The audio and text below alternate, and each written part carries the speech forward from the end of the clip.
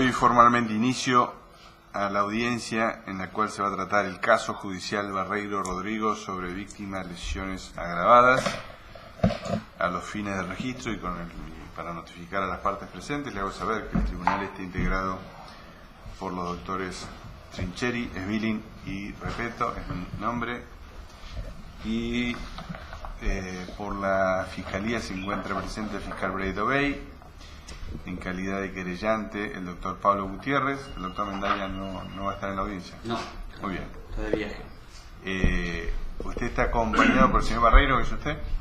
Sí. Bien, dejamos constancia que se encuentra presente Rodrigo Barreiro, y por las defensas el doctor Carlos Ronda, que representa a Hernández. A Roque Hernández. Bien. Y los doctores Nahuel Urra y Alejandro Casas por Palacios, ¿es correcto? Sí, señor. Bueno, es una impugnación interpuesta por la querella, con lo cual le voy a dar la palabra. Lo que le voy a pedir es que sucintamente nos ponga en tema de los detalles del caso, si bien algo conocemos, nos ponga en tema de los detalles del caso y el derrotero procesal que ha seguido la causa hasta hoy. Y luego se refiere a la admisibilidad y ahí sí a los agravios.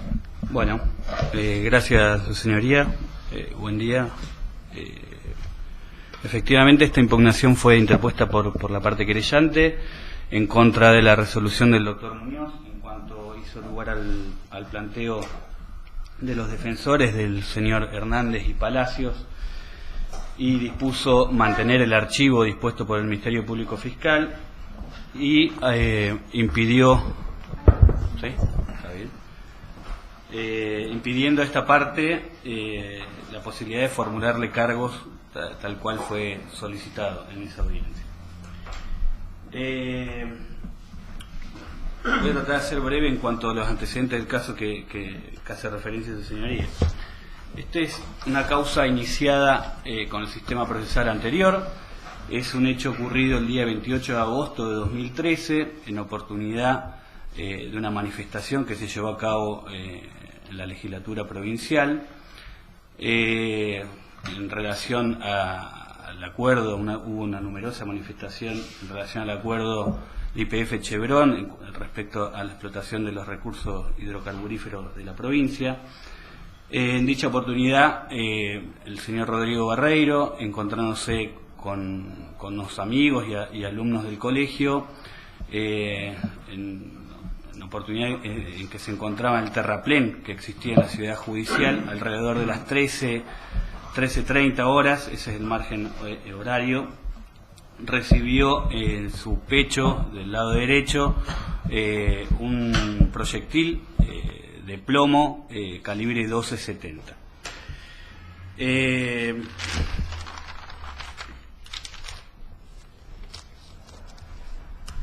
Voy a hacer referencia a algunas cuestiones de evidencia.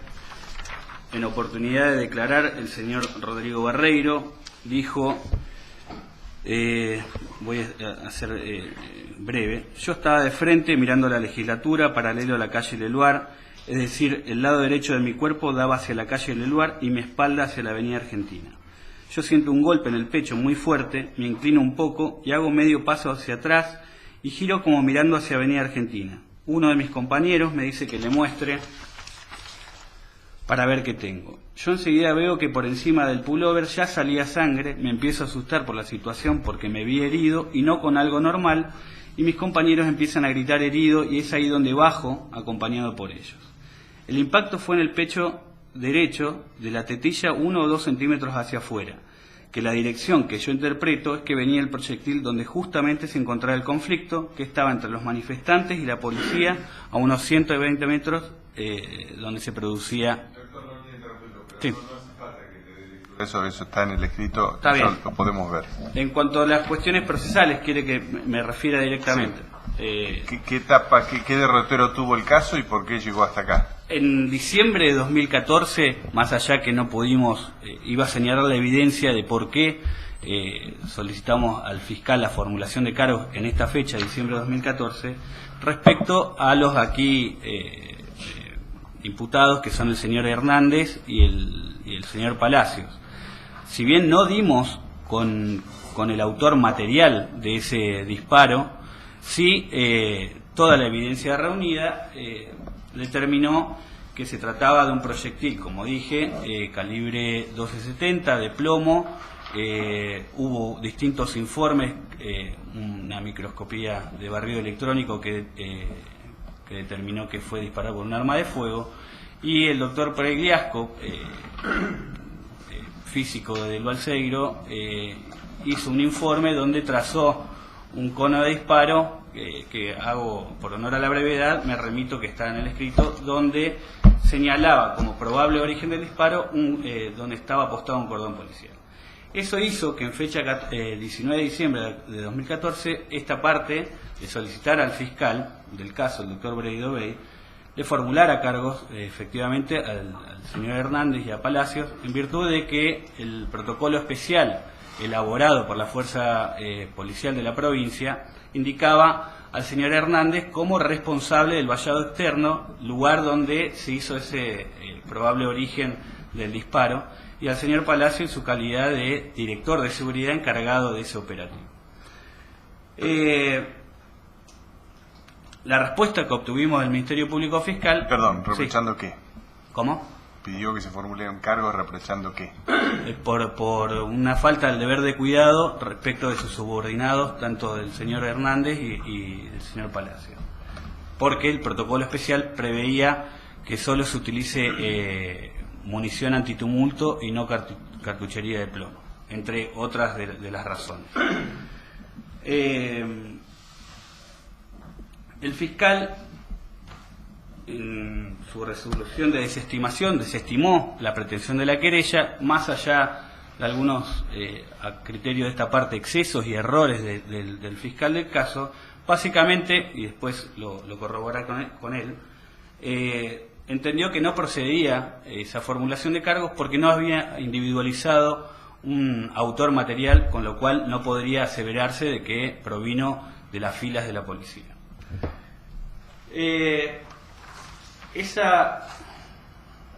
Quiero ver bien las fechas.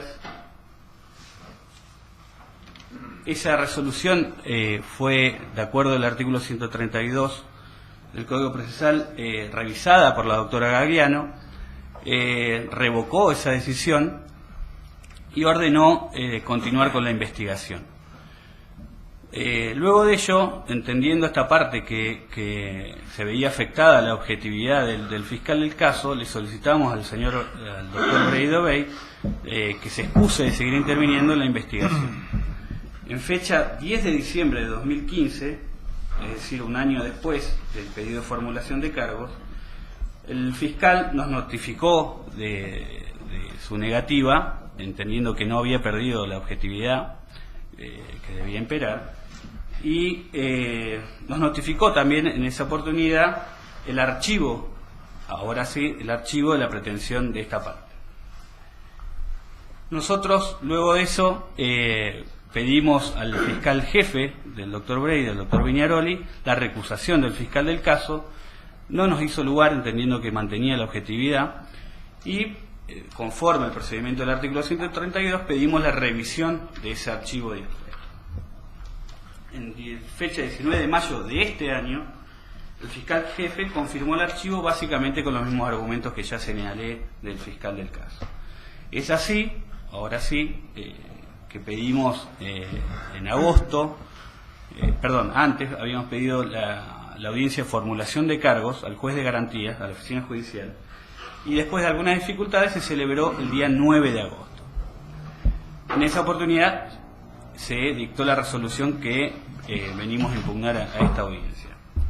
En dicha oportunidad la defensa, como una cuestión previa, ambos defensores dedujeron una falta de acción de esta parte, básicamente basado en dos motivos. El primero, que no procedía a hacer revisión del archivo, ya que no se había solicitado en el plazo del artículo 132, y dos, que la querella no tenía autonomía para impulsar la persecución.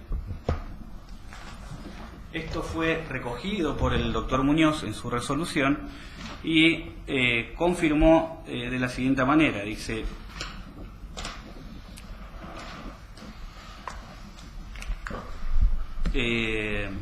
dijo que esta parte debió solicitar la revisión del archivo al juez de garantía y no requerir la formulación de cargos, y sin perjuicio de ello manifestó que iban a hacer una opinión o iba a fundar su voto en relación a la pretensión de la autonomía de la querella propuesta por esta parte. Y al respecto dijo que la provincia de Neuquén no receptó la conversión de la acción pública en privada, lo cual después veremos que esto es una confusión, y que reguló un querellante adhesivo y no autónomo, por lo que el querellante le está vedado formular cargos en forma autónoma. Eso lo dijo Muñoz. El doctor Muñoz, y eso es uno de los agravios de esta parte, lo que causa agravio esta parte. Y también, por último, rechazó el sobreseimiento también intentado por la defensa, confirmando el archivo como ya dije. Ahora sí, y si bien ya está mencionado en el escrito de impugnación, considero que existen dos motivos suficientemente claros para acceder a lo peticionado por esta parte. El primero de ellos, entiendo que el doctor Muñoz incurrió en un error de interpretación del artículo 132, porque más allá de entender que el plazo de los 5 días está previsto para la revisión de la desestimación y no para el archivo, porque entiendo que el único límite temporal que existiría para la querella es la prescripción de la acción respecto del archivo, al margen de eso, yo quiero señalar que el remedio procesal que prevé el artículo 132, cuando el fiscal jefe confirma el archivo del fiscal del caso, es que la víctima puede presentar querella y solicitar la revisión ante un juez. Así dice el artículo 132. La particularidad de este caso es que esta parte ya estaba constituida como querellante, como mencioné, era del sistema anterior esta causa, con lo cual entendemos que la formulación de cargos intentada le da contenido a esa querella, precisión en cuanto a los hechos, lugar, tiempo, modo y demás, y que opera esa formulación de cargos como la revisión ante un juez que prevé el artículo 132. Sin perjuicio de esta disquisición y más allá de que no hace la cuestión de fondo, el segundo de los agravios, y que entiendo que es el más importante o de mayor gravedad, es que con esta resolución hay una afectación clara al derecho de tutela judicial efectiva de la víctima y al conocimiento de la verdad que se desprende de ese derecho, ya que entendemos que el querellante tiene la facultad de promover e impulsar el proceso.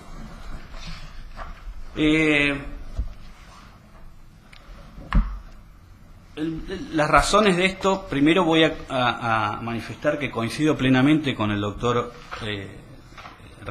Trincheri y con el presidente del tribunal en el legajo 10.523, Mercado Mariana, en el cual manifestaron por unanimidad que si bien a último momento el anteproyecto del Código Procesal Penal sufrió una modificación y fue eliminado el artículo 51 que preveía expresamente la autonomía del querellante, lo cierto que la institución o la figura del querellante debe ser valorada a la luz del sistema adversarial que hoy rige en nuestra provincia y a la luz del articulado del código que prevé ese sistema. Así entendemos que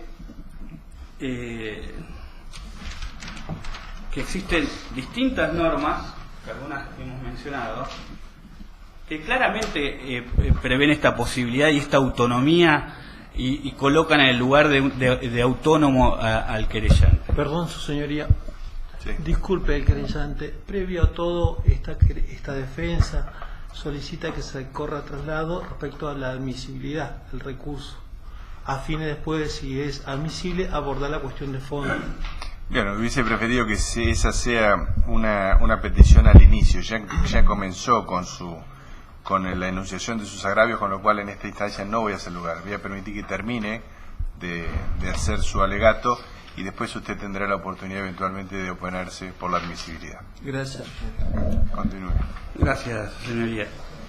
Con lo cual, quiero mencionar algunas de las normas del Código que claramente son contestes con la pretensión y con la correcta interpretación de las facultades del querellante. Primero que nada, el artículo 1, que establece que regirán de manera directa todas las garantías y derechos consagrados en la Constitución Nacional, tratados internacionales de rango constitucional y la Constitución de la provincia. El artículo 64, que prescribe que la víctima podrá intervenir en el proceso como querellante particular en la forma prevista en el Código, en este Código. El artículo 66, que regula la acusación única y que en caso de discrepancias aún puede el juez de garantía optar por la acusación de la parte querellante por sobre la del fiscal. El artículo 135, que faculta a la querella a realizar todas las diligencias probatorias y actuaciones de investigación.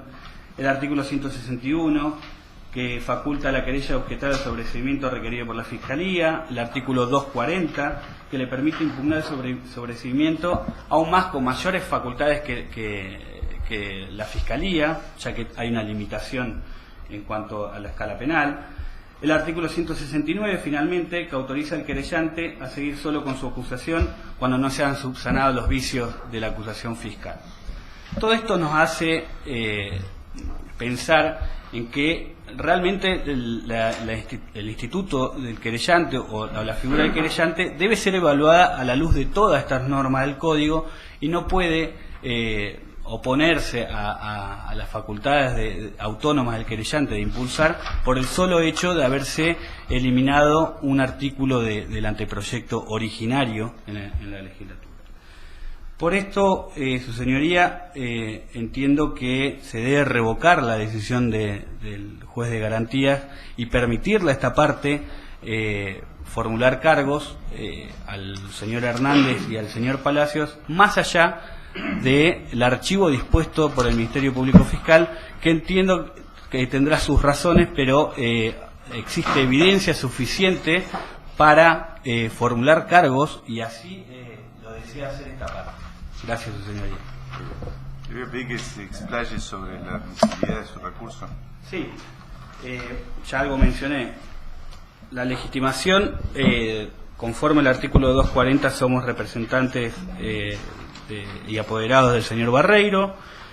En cuanto a la impugnabilidad objetiva, la decisión que cuestionamos es en virtud de lo prescripto en el artículo 233. En cuanto a la forma y el plazo, fue interpuesta dentro de los 5 días que prevé el Código. Y el gravamen, entiendo que existe una grave afectación de la tutela judicial efectiva, como dice referencia. ¿En qué supuesto el 233 en particular? El 233, los autos de importancia. Ok.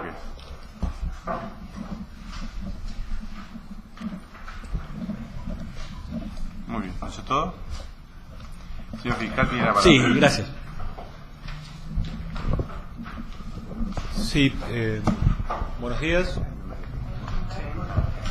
No está bien.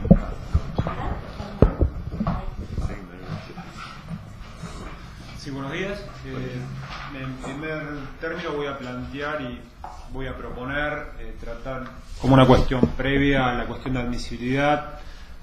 Yo, porque somos muchos en esta audiencia y la contestación del agravio sería muy extensa y propongo en primera medida resolver esta cuestión, queda a criterio de su señoría. Doctor, ya lo resolví cuando me hizo el planteo la defensa. Dije que iba a escuchar todo el argumento, con lo cual conteste la admisibilidad y también lo hago en todo, entonces. Sí, sí. Bueno, me voy a extender entonces. En primer lugar, entiendo de que el recurso no es admisible por dos circunstancias. En primer lugar, el artículo 240 es taxativo en cuanto a la legitimación de la querella para realizar una impugnación y claramente establece sobreseimiento, absolución y la condena, y también tiene límites, aunque el querellante diga que no, el artículo 240 también tiene límite cuando la pena aplicada fuera inferior a la mitad de la pena pretendida, o sea que también tiene un límite la querella para impugnar, salvo en estos casos cuando justamente sean funcionarios públicos. Pero no estamos ante ninguna de estas tres circunstancias. Ese es el primer problema que tenemos de legitimación activa de la querella. Es un archivo. Segundo problema, en los términos del 233, y cabe destacar que los señores jueces esto lo conocen, el nuevo sistema procesal tiene un criterio de impugnación o de revisión de las resoluciones judiciales mucho más amplio para la defensa y muchísimo más acotado para lo que es la acusación, que en este caso comparto con el doctor Pablo Gutiérrez. En este entendimiento hay que aclarar que es un archivo, y que si es un archivo no genera, más allá de no ser una sentencia definitiva, en los términos que lo expresa el 240, sobreseimiento, absolución o condena, tampoco pone fin al proceso, con lo cual no es un gravamen irreparable. De hecho, el archivo está sujeto a la resolución de un caso precedente. Vuelvo a repetir, el archivo está sujeto a la resolución de un caso precedente, y ese es el escollo que tiene este caso para ser archivado, que es lo que manifestó la Fiscalía en primer momento. Por lo tanto, entiendo que ni siquiera son las decisiones impugnables del 233 que establece un criterio mucho más amplio para la defensa en el ejercicio de este derecho, mucho más acotado para la parte acusatoria en la posibilidad de ejercer la posibilidad de revisar, sobre todo porque no estamos ante un gravamen irreparable, es un archivo, el archivo no genera estado y, como lo dijo la querella, solamente está sujeto al plazo de la prescripción, donde sí habla una sentencia definitiva si no se sortea el escollo primario, que es el caso anterior, que sí está abierto, no está archivado, y esto también lo tienen que saber sus señorías. ¿Cuál es el caso anterior? El caso anterior es el caso que está investigando, el hecho por el cual Rodrigo Barreiro tiene una lesión de un arma de fuego en el pecho, donde se está tratando de individualizar un autor. Sobre la base de esa investigación se pide una formulación de cargos, como lo dijo el doctor Pablo Gutiérrez, pero cambiando el objeto procesal y tratando de determinar las responsabilidades funcionales de un autor que no se puede determinar. Este es el escollo, y por eso la Fiscalía desestima, en primer lugar, como lo explicó la querella, en primer momento la Fiscalía desestima este caso porque entiende que por una cuestión objetiva no puede configurarse el delito, ¿no? Para que haya un responsable funcional tiene que haber un autor de quien dependa esa función para poder responsabilizarlo objetivamente. Es una cuestión que entiendo que debe ser el derecho penal en este tipo de delitos especiales. La Fiscalía entendió que no se puede configurar el delito y desestimó por ausencia de delito. Esto fue revisado por los mecanismos que establece el Código Procesal, por la querella, y intervino la doctora Gagliano. Y acá voy a hacer una aclaración. La doctora Gagliano no ordenó continuar con la investigación. La doctora Gagliano no ordenó continuar con la investigación. Lo que dijo la doctora Gagliano es: a mi criterio no corresponde el desestimiento. Ustedes pueden ver el audio, invitando casi a la Fiscalía a realizar otra resolución distinta, que es el archivo, y nos dio un plazo de 5 días para hacerlo. Me dio un plazo a mí de 5 días para resolver ese archivo. ¿Por qué? Porque entendía de que puede haber delito, pero hay un obstáculo para proceder en la investigación, y correspondía al archivo que, vuelvo a repetir, no genera estado. Es así que dentro de los 5 días, que es el plazo que la doctora Gagliano me dio, no para investigar, sino para resolver, y es muy distinto, se resuelve el archivo. Y este archivo, bueno, sí sigue el derrotero que establece el código, la revisión por parte del fiscal jefe, como partó mis fundamentos, y después de intentar una revisión ante un órgano jurisdiccional de este archivo, que sí el 133 lo prevé, intenta la Fiscalía de manera autónoma formular cargos. Estos son los antecedentes del caso. ¿Por qué la Fiscalía ordenó el archivo? Si bien tiene que ver con uno de los agravios, porque el otro agravio me parece que es más técnico, que tiene que ver de la autonomía que tiene la querella para ser titular de la acción. Básicamente por una cuestión que acaba de explicar, no voy a extenderme mucho más de lo que explicó. Hay un hecho que acaba de graficar, donde Rodrigo fue víctima de este caso, donde La Fiscalía comparte con la querella, a pesar de que los técnicos dicen que no pueden determinarlo, pues los técnicos dicen que no lo pueden determinar, dos técnicos que trajo la Fiscalía, que son el licenciado Pregliasco del Balseiro y Bruno Díaz, que es el perito en gendarmería, de gendarmería, que intervino en varios casos, entre ellos el caso de Ferreira en Buenos Aires, y el indoamericano en Buenos Aires, con mucha experiencia en este tipo de conflictos justamente, y la otra persona que es Pregliasco, que es ampliamente conocido, que intervino como perito, que es perito físico en Teresa Rodríguez. Son dos peritos que trajo externos a la policía, la Fiscalía, y contrató especialmente para este caso. ¿Qué hizo el físico? Físico trazó un cono donde estaban las áreas de conflicto, pero el tema de las trayectorias las hace el perito balístico. Trató a través de imágenes, porque se secuestraron una gran cantidad de imágenes de varios medios, determinar de dónde podía provenir el disparo, y no lo logró. A la fecha todavía no lo logró determinar, porque sí se pudo ajustar con fotografías, el momento del hecho, no en una franja tan larga como media hora, sino en unos minutos, y no se pudo determinar de dónde vino el disparo, ni por sonidos ni por imagen. Y este es un obstáculo grande que tenemos, porque el perito en balística tampoco pudo determinar la trayectoria. Esto es una cuestión básica que yo obviamente lo tuve que hablar con el perito, más allá de que algún conocimiento de balística tengo, por ser instructor de tiro, pero es una cuestión básica. Digamos, las postas del 1270 que vienen en este sistema de cartuchería generan una dispersión. El tema es que Rodrigo Barreiro no estaba solo en ese terraplén. Estaba una comunidad originaria antes, y él, como dijo en su declaración, estaba con dos amigos que también se le tomó entrevista. El único lesionado de ese gran grupo es él. O sea, es él.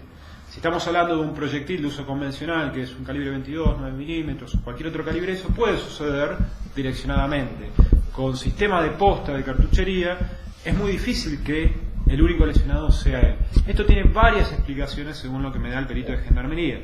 El problema son dos: es que no se puede determinar trayectoria, y el segundo problema es que tampoco podemos determinar, más allá de los avatares que subo en la investigación, que la policía haya utilizado cartuchería de plomo, porque no se secuestró nada en el lugar del hecho que sea distinto de esto. Bien. A raíz de este problema que tenemos en este caso que estamos investigando, que vuelvo a repetir, no tiene autores, sino claramente estaríamos operando en los plazos del nuevo Código Procesal, no tiene autores, es autores desconocidos. Hay un obstáculo legal, claro, para formular cargos por responsabilidades funcionales, digamos. Si yo no puedo determinar quién es el autor, difícilmente pueda achacarle una formulación de cargos a los responsables del operativo, como pretende la querella, responsabilidades funcionales de gente que no sabemos si tuvo a cargo o no en esta circunstancia. Ese es el escollo por el cual la Fiscalía dice, por el momento no, lo cual no quiere decir un no rotundo. O sea, en la medida de que podamos determinar al menos, ni siquiera un autor, al menos que ese disparo provino de un sector donde estaba encolumnada la policía, si pudiéramos determinar al menos eso, sí estaríamos hablando de responsabilidades funcionales de personal policial, pero ni siquiera pudimos, ni siquiera la querella lo pudo decir recién, que podamos determinar eso. No se advierte de dónde viene ese disparo. Tampoco el perito de gendarmería dijo es 1270 y 1270, no lo pudo decir. Sí lo digo yo, y en eso estamos de acuerdo, porque particularmente hicimos una pericia sugerida por Pregliasco, que fue, porque cuál es el segundo problema que tenemos, o el problema más importante, y por qué tarda tanto. Lamentablemente Rodrigo, al día de la fecha, todavía tiene en su cuerpo el proyectil. No se ha logrado extraer. Esto, que parece un detalle que es menor, es un detalle sumamente relevante en el momento de la investigación, porque no se puede saber qué es lo que tiene. No se puede hacer una pericia sobre ese proyectil. Y esto, obviamente, generó una complejidad bastante para determinar un montón de cuestiones en el área balística. Entre ellos el calibre que tiene. ¿Cómo se hizo? Se lo metió en un tomógrafo, se puso un montón de proyectiles con una cinta scotch. Yo les cuento todo esto pues se investigó realmente el caso, y con el tomógrafo se hizo una comparación con una cinta scotch pegada, es una pericia que organizamos con la querella, y se comparó a ojo a qué posta se asimilaba más: posta de goma, posta de plomo, cerámica, todas las versiones que había circulando. A mi criterio y al mismo de la querella, se corresponde más por el tamaño y demás a un 1270. Pero el perito que vio la misma pericia dijo no lo puedo determinar. Y eso también lo sabe el doctor Gutiérrez. Con lo cual, más allá de que yo pueda asegurar que, y lo sostengo, que se asemeja más a una 1270, no hay certeza de eso.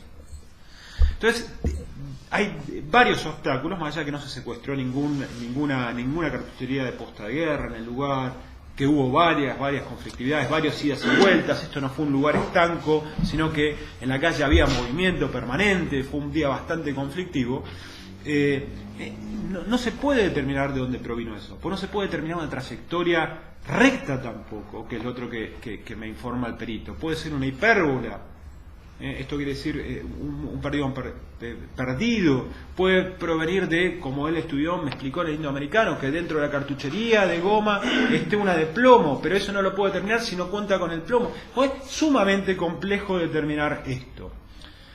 Lo que sí, a partir de esto no puedo determinar aquello, digamos. Una vez que se determine eso, obviamente, sí va a quedar abierta la posibilidad de determinar responsabilidades funcionales. Este es el escollo que tiene la Fiscalía y por lo tanto no ordena un sobreseimiento, ordena un archivo que no genera estado, que entiendo que no es admisible para ser revisado en esta instancia por este motivo, y lo que acabo de explicar, y por lo tanto ese fue el motivo de la resolución que también pongo en crisis.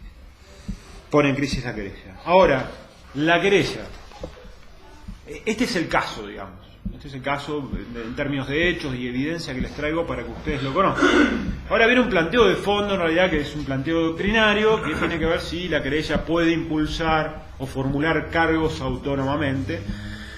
Con lo cual me voy a poner, si bien en varias audiencias, incluso el día de ayer en el caso Rivera, y creo que con la integración de algunos de los jueces que está hoy presente, no me opuse a la autonomía de la querella una vez que la Fiscalía impulsa la acción, siguiendo los precedentes Quiroga, decisión de la Corte, y el hecho de que la Fiscalía pueda desistir de la acción penal pública una vez en la etapa intermedia y no presentar su control de acusación y seguir la querella autónomamente, de lo cual yo personalmente estoy de acuerdo.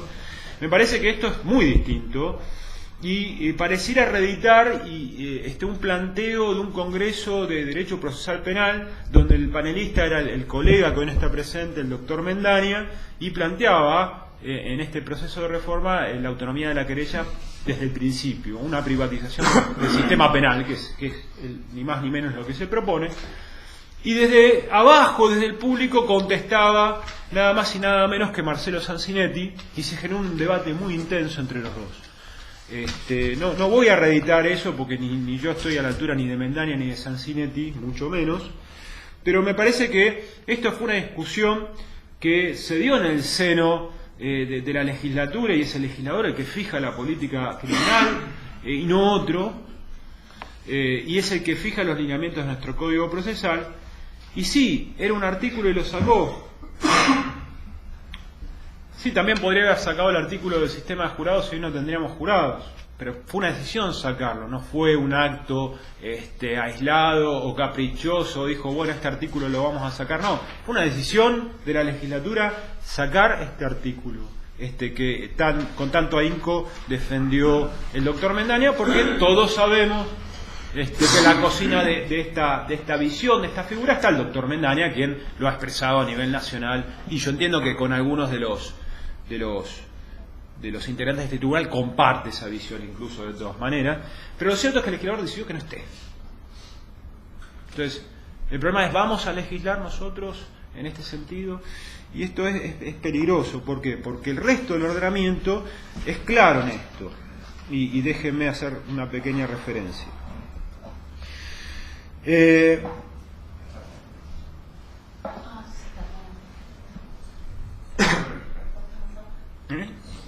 Pensé que salía conmigo. Disculpe. En este sentido, entiendo que el artículo 133 solo faculta al fiscal a solicitar la formulación de cargos y tiene por objeto formalizar la investigación penal preparatoria. En el mismo sentido, el artículo 69 establece que es el fiscal quien ejerce la acción penal pública. Además, como ya lo dije, en el anteproyecto le daba a la víctima esta facultad de promover la acción penal, y en la discusión parlamentaria se decidió sacar. O sea, y esto es determinante, digamos, ¿no? Por otra parte, en esta misma línea y con el mismo rango que tiene nuestro Código Procesal, la Ley 28.993, en el artículo primero, esto es la Ley Orgánica del Ministerio Público Fiscal, establece claramente que el fiscal dirige la investigación y promueve y ejerce en forma exclusiva la acción penal pública. También en esa línea, el artículo 64 y los artículos 164 y 165 del Código Procesal, este último faculta a la querella a no adherir a la acusación fiscal y presentar la suya. El 64 establece la acusación fiscal, establece la unificación de la acusación cuando esto sucede y hay divergencias entre ambas. Pero siempre requiere como paso previo la acusación fiscal. Y acá estamos, digamos. La querella privadamente no puede iniciar ni privatizar un sistema procesal público. Sí lo puede hacer, ¿en dónde? En los casos que el Código Penal, no el procesal, establece que puede hacerlo, la querella, la acción privada. La acción pública es del fiscal. Estamos de acuerdo, y yo particularmente estoy de acuerdo, que iniciada la acción pública por parte del Ministerio Público Fiscal, como dice Caferata Nores, y lo repite mucho el doctor Mendaña, el querellante puede seguir con el caballo cuando el fiscal se baja. Si van los dos juntos en un caballo, y el fiscal se baja, el querellante puede seguir. Lo que no puede hacer el querellante, lamentablemente, es ponerle la montura al caballo y empezar a cabalgar solo. Y esto el código es claro. Entonces, me parece que la decisión del doctor Marcelo Muñoz es acertada o es atinada en esta cuestión, más allá de que, vuelvo a repetir, mi planteo principal es que no es admisible el recurso, no está dentro de los presupuestos que prevé el Código Procesal para una impugnación, y en cuanto a la cuestión de fondo planteada en los dos agravios, hay un obstáculo de procedibilidad en esta formulación de cargos en primer lugar, y en segundo lugar entiendo de que la querella no está facultada porque así lo quiso el legislador, para de manera particular iniciar la acción pública. Y aclaro, entiendo particularmente que entender esto es peligroso para nuestro sistema procesal penal, que vuelvo a insistir, y como todos lo enseñamos en la universidad, el derecho penal sigue o debería seguir siendo la última ratio legis. Nada más. Su señoría, ¿puedo hacer algunas precisiones antes de que se le dé la palabra a la defensa? No. Gracias, su señoría, buen día. En honor a la brevedad, voy a adherir en todo a lo expresado por el señor fiscal.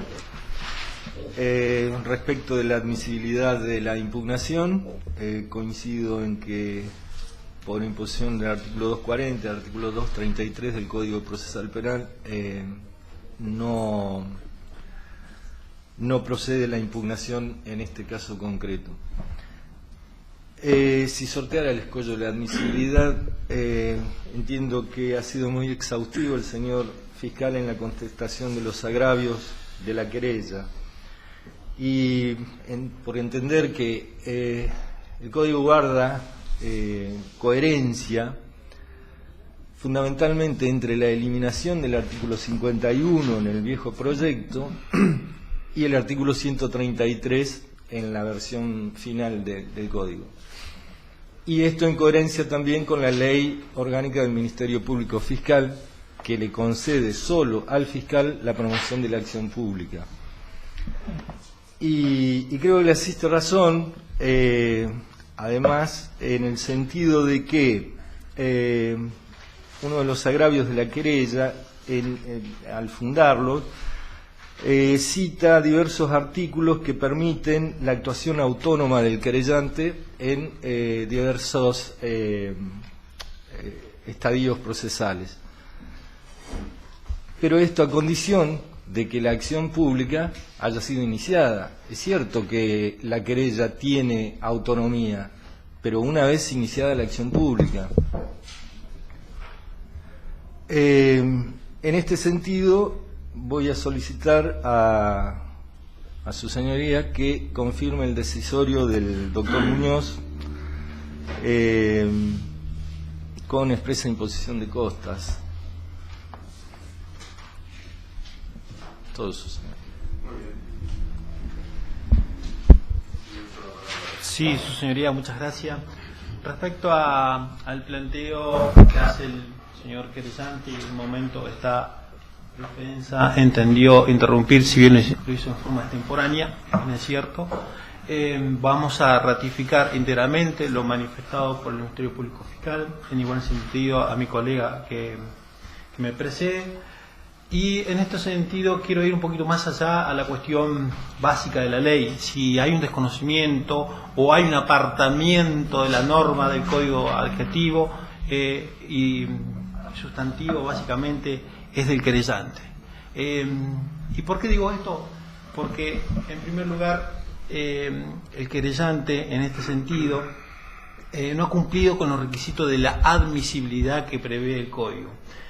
Básicamente cumplió de presentarlo en tiempo y forma, de modo y en tiempo y lugar. En eso no voy a entrar a discutir.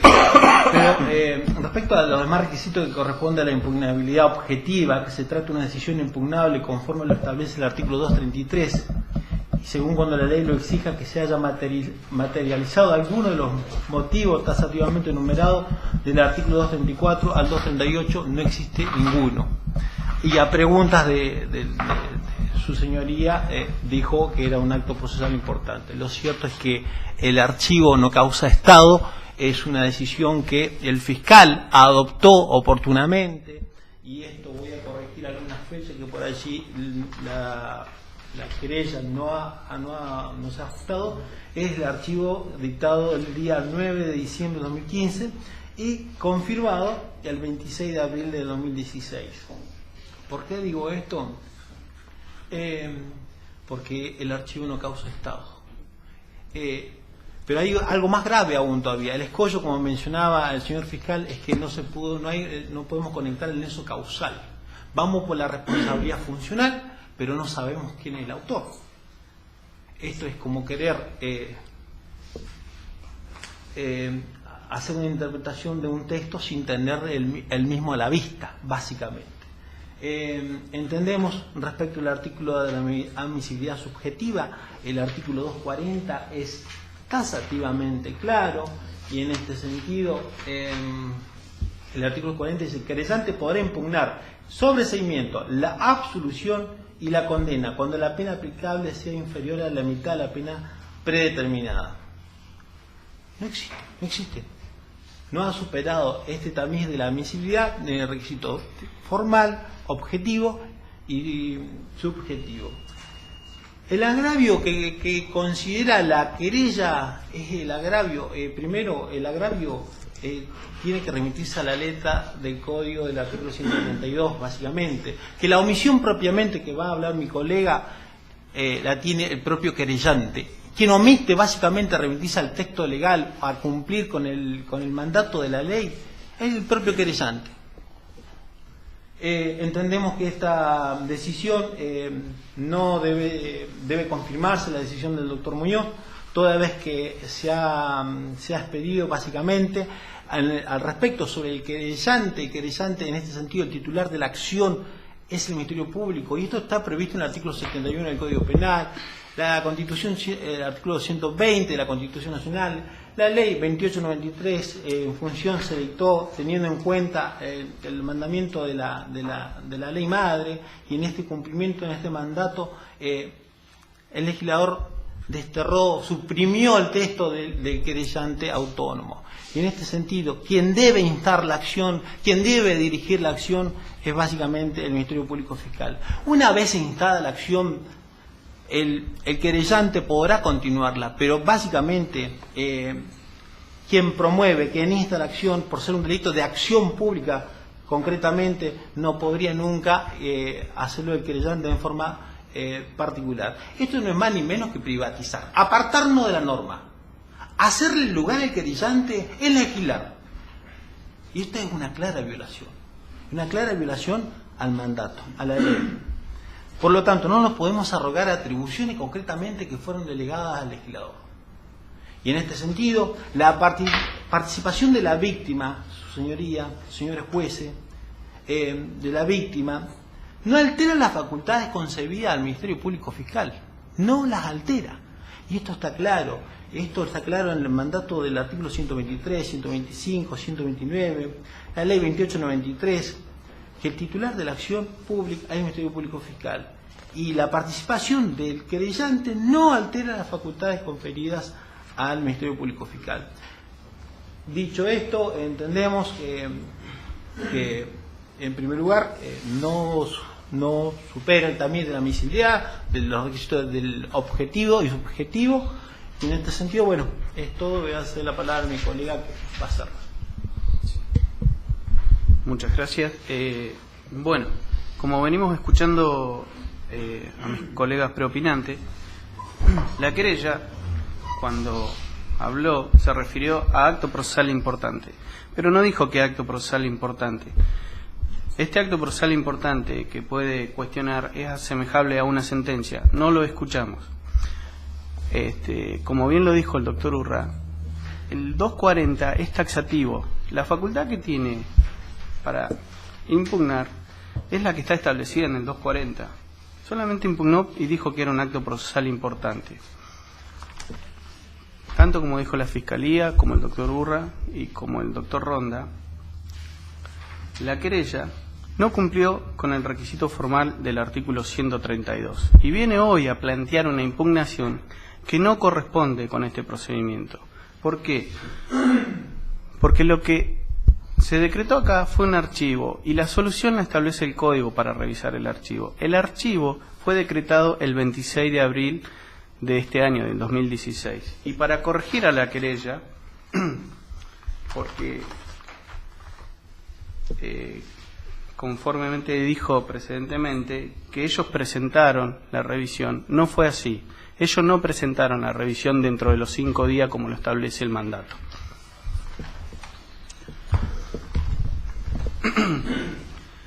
Intentar hoy venir a impugnar esta resolución del juez de garantía no es una facultad que tiene el querellante. ¿Por qué? Porque debería haberlo subsanado en ese momento la decisión del archivo a través del 132, no a través de este procedimiento. Lo que intenta es apartarse del proceso de la ley que nos establece el Código Procesal Penal. Y el señor juez, en la ratificación de la sentencia, fue claro y fue expreso en decir, no reúne el requisito formal del 132 para revisar el archivo. Y fue muy expreso en explicar estas consideraciones. Si ellos deseaban formular cargo, primeramente tendrían que haber resuelto la cuestión en el archivo. No, se les vencieron los plazos. Se les vencieron los plazos para solicitar la revisión de ese archivo por parte del que establece el 132, es decir, constituirse como querellante, y no lo hicieron. Entendemos que hubo un abandono por parte de la querella en ese plazo, un abandono, un desistimiento, intenta sanearlo de otra manera, el proceso. Para esto intenta realizar esta impugnación. Y el código es claro cuando habla del saneamiento de la invalidez. Cuando una persona, es decir, cuando una parte intenta sanear un acto procesal fundado en una violación o garantía, sobre todo del derecho del imputado, no se tiene que tomar en cuenta. ¿Por qué? Porque tenemos una aplicación restrictiva de la ley, y esa aplicación restrictiva de la ley es un principio que nos marca la nueva legislación, y donde tiene prohibido, y está prohibido aplicar analogía, cuando esta analogía restrinja los derechos del imputado. Sí se puede aplicar analogía cuando ésta favorezca la libertad o derecho de los imputados. En este caso entendemos que restringe y coarta el derecho de nuestro asistido. ¿Por qué? Porque intenta esgrimir cuestiones que el legislador no le otorgó la facultad a la querella, como dijo el señor fiscal. Y para ser repetitivo, la querella tiene las facultades propias que le fueron delegadas a la querella, y eso está claro en el código. No tiene las facultades o no se puede atribuir las facultades que la ley le atribuye al señor fiscal. Y el artículo 71 y 64 son muy claros cuando dice que la acción pública es del señor fiscal. El 69 también nos expresa que la acción pública es del señor fiscal. Y el señor fiscal es el representante del Ministerio Público, es el representante del Estado, de los ciudadanos. Si él considera que no debía realizar una formulación de cargo, es porque realizó una investigación objetiva, transitó un proceso. Si bien nuestra legislación no habla de la ley del fiscal, que debe ser objetiva, imparcial, fue lo que ocurrió en este caso. Este caso ocurrió en el 2013 y lleva transitando una gran investigación. Por eso, señores, señor presidente, señores vocales, solicitamos que se interprete de forma restrictiva, como lo establece el código vigente y el código de norma, porque hacerle lugar a lo que pretende la parte querellante, entendemos que restringe y viola lo que son los artículos 5, el artículo 120, el artículo 75, inciso 22 de la Constitución Nacional. Para ello, le fueron delegadas a las provincias la facultad de dictar sus propios códigos de procedimiento. Y en esta facultad, la legislatura dictó el propio código de procedimiento, donde estableció directamente las facultades. Y en eso reguló la facultad del querellante y de la fiscalía. Eso sería todo, señoría. ¿Una pregunta? Sí.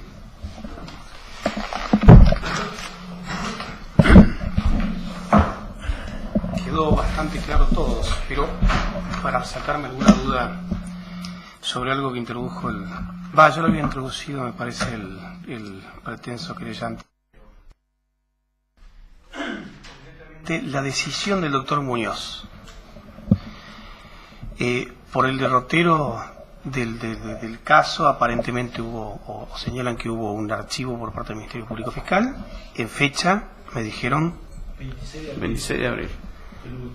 una revisión ante el fiscal jefe. No, la primera es el 9 del 12, la del fiscal de caso, y la del 26 de abril, el fiscal jefe. Perdón, lo primero que hubo fue una desestimación. Sí.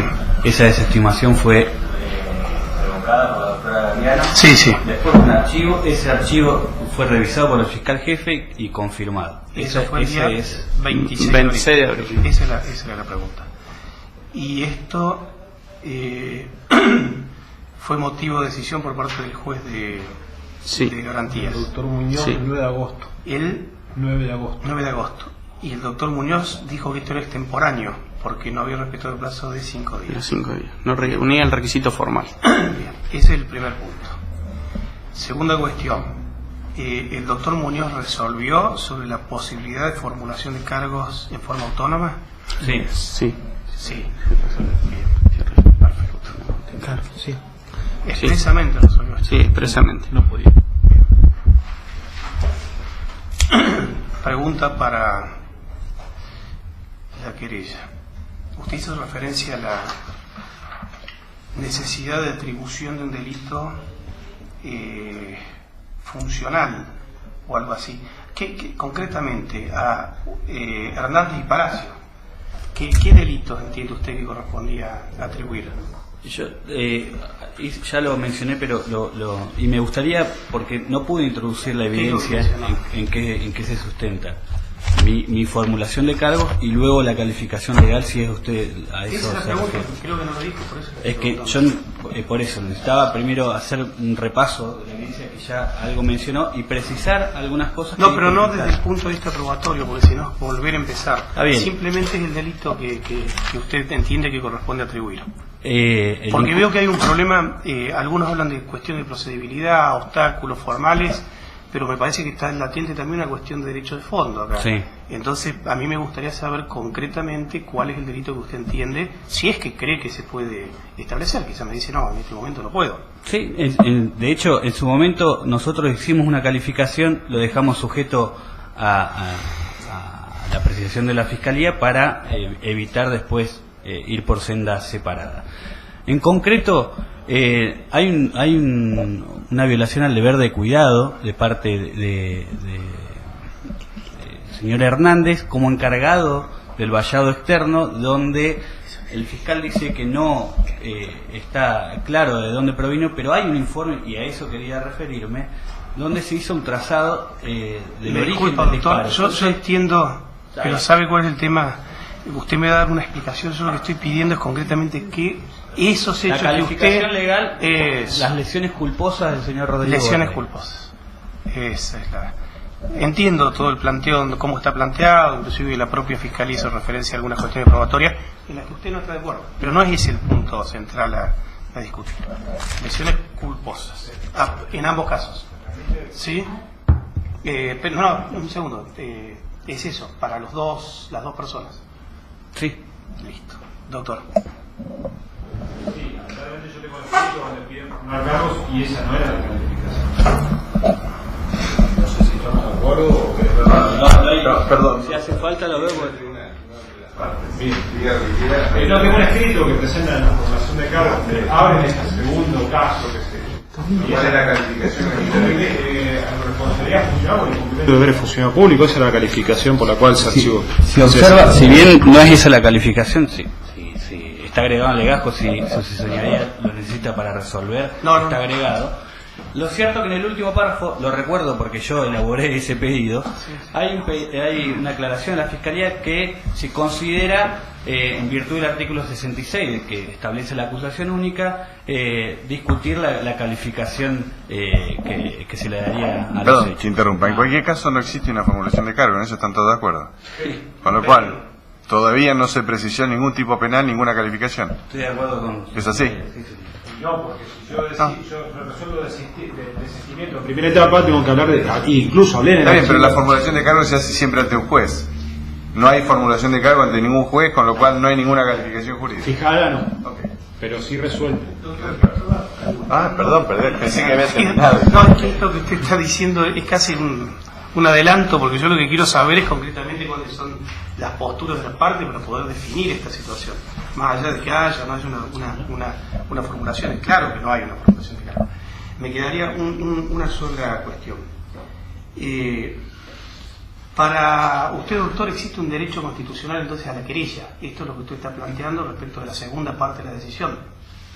No entiendo. Que las normas internacionales y la Constitución Nacional señala como que es un derecho constitucional el ser querellante. Exacto, la tutela judicial efectiva. Sería algo así como una omisión inconstitucional el código. La tutela judicial efectiva, de acuerdo a los tratados de la Constitución. No, yo no le pregunto a la tutela efectiva, le pregunto si el derecho a ser querellante usted entiende que es un derecho constitucional. El derecho a ser querellante. Claro. De la víctima a obtener una decisión judicial y una investigación eficaz y eficiente es un derecho de la víctima y es un derecho constitucional, sí. Gracias.